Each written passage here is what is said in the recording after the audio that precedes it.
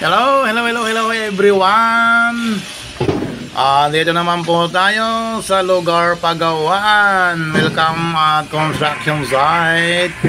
Ito po mga kaibigan, mga idol, ay muli nating sulyapan ang aking video for today. This is my video for today mga guys. This is my video for today.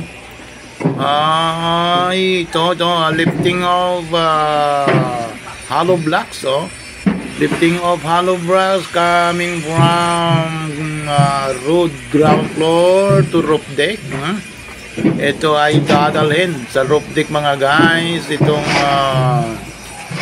mga kinakarga na mga hollow blocks dito sa gilid ng kalsada.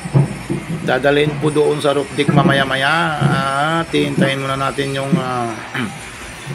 tawag ito, yung taga-sinyas. Pagka sininyas na iakyat na ay siguradong okay na. Yan, kinakargaan ko lang mga guys, mga kaibigan. Yung basket dito sa construction ay bakal mga kaibigan. Hindi po basket ng pinagalagyan ng gulay o pinagalagyan ng isda. Yan po ay basket na bakal, linalagyan din ng mga heavy materials. Ayun. Hintayin po natin yung sinyas ng taga sinyas, at pagka sininyas niya ng 1, 2, 3 sigurado ay aakyat na yung mga materials. Pero habang hindi pa sumisinyas, pinupuno pa yung basket para hindi sayang ang gasolina naman. Kuryente pala, wala palang gasolina. Para hindi masayang naman yung kuryente, yung pag-lifting ng tower crane natin, ay pinupuno. Sige, punuin nyo lang yan basket para hindi po malugi o hindi po masayang ang ating oras dyan. At ito ay napakabilis na pang-lifting, pang-hauling mga guys. Itong tower crane talaga, pang heavy duty talaga itong tower crane na ito. Habang nagkakarga, at shout out muna tayo sa lahat ng mga friends and viewers natin na nanonood.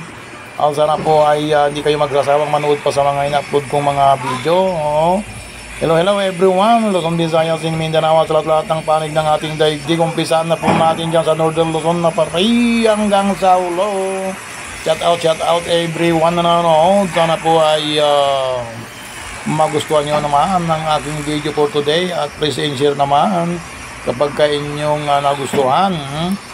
Ganun din po sa lahat ng panig ng ating mundo over the world, sa buong mundo mga kaibigan na nararating at naabot ng aking video for today. Shout out po sa inyo dyan. At eto ngayon ang aming trabaho, ang aming tinatawag na construction site. Dito sa construction site ay tiis-tiis lang tayo mga guys. Tayo ay magtitis-tiis lang kahit na mainit. Ang init naman na yan ay masasanay naman tayo dyan. Pagka sanay tayo sa initan ay pinaka-vitamins na lang natin yung init. Yan sa taas. Yan yung taas. Doon dadalhin sa taas. Ayan na po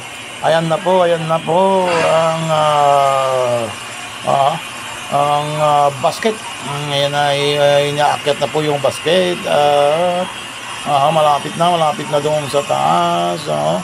Yung mga malilinaw ang mata. Tignan nyo lang mga guys ang pag-akyat ng basket doon sa taas. Ayan na po. Ingat lang mga kaibigan, yung mga kasama natin dyan manggagawa. Ay ilag muna kayo diyan, at tayo ay baka kayo ay mabagsakan ng bato. Ay umaakyat na po yung basket ng basket. Ayun, taas na po, umaakyat na po yung basket na pinaglagyan ng hollow blocks. Wag muna kayong tumapat dyan, yung akyat. At baka kasi mayroong mahulog dyan at mabagsakan yung inyong ulo. Kayo rin yung magkasuffer niyan kapag nabagsakan yung ulo ninyo ng bato. Kaya ilag muna kayo. Mayroon po tayong inaakyat. Mayroon po tayong inaakyat na basket na pinaglagyan ng hollow block. Nandun na po sa taas, nandun na. At malapit na pong ilapag doon. At yan, pagka sinabing baba, ano ba yung tawag dyan? Pagka sinabing